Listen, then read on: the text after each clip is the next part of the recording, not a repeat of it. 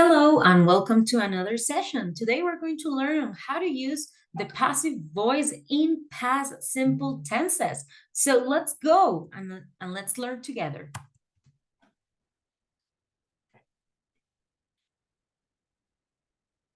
So remember the passive voice. The passive voice is used to emphasize the person or object that experience an action rather than the person or the object that performs the action. For example, one of the most usage of the passive voice, it is for academic writing and also business English. So let's take a look to the way that we can form the sentence. First, we have the subject. Remember the subject, I, you, he, she, it, we, you, they. Then we have the verb in the past form, the verb to be. Remember if it's first person or third person. So we have to use was or were, depending on the subject that we're going to use. Then we must use the past participle, which is going to be the action verb. If the verb is irregular or regular verb, we will need to use the past participle with the correct conjugation. So let's take a look to some example. I was raised by my mother. That would be the passive voice. How do you say in active voice?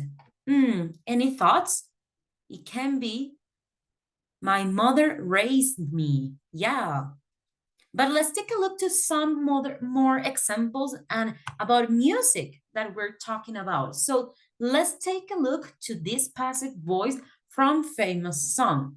So we have all that wars that were won and lost. So notice that we have were, which is the verb to be in the past form, and won, which is the past participle of win. As well, we also have lost, which is the past of lose. Then we have the other example. You were found on the ground. You were, the conjugation, found, the past participle of find, on the ground. Now let's take a look to this example. For those who were killed, for those who were tortured. So notice that over here we have a regular verb. So we just add the ed at the end and it becomes a past participle as well.